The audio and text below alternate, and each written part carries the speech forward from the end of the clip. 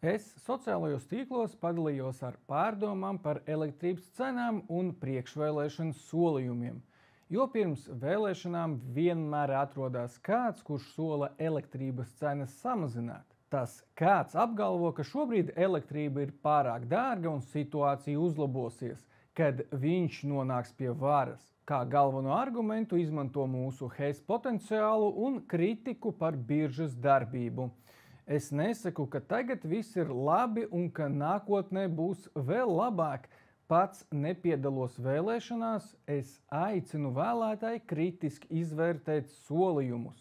Ja kāds apgalvo, ka elektrība būs lētāka, jābūt skaidriem aprēķiniem, kas būtu, ja būtu. Taču šādus aprēķinus neviens nepiedāvā. Cilvēki nemēģina rast atbildes, pieprasot tos saviem kandidātiem, bet dusmojās uz manīm, jo viņiem nepatīk dzirdēt, ka viņu cerības par lēto elektrību varbūt nav pamatotas. Un šī ir problēma. Mēs gribam ticēt pasakām. Mēs ceram, ka kāds atnāks un visu sakārtos, ka elektrība pēkšņi kļūs lētāka.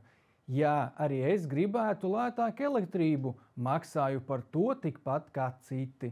Bet ja politiķi piedāvā tikai lozungus, nevis konkrētus aprēķinus, mēs turpinām dzīvot ilūzijās.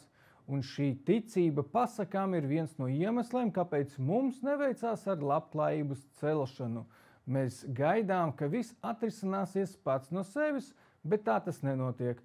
Elektrības cena ir tikai viens piemērs, un tas labi parāda, ka mēs bieži izvairamies no realitātes un pieķeramies neiespējamiem solījumiem.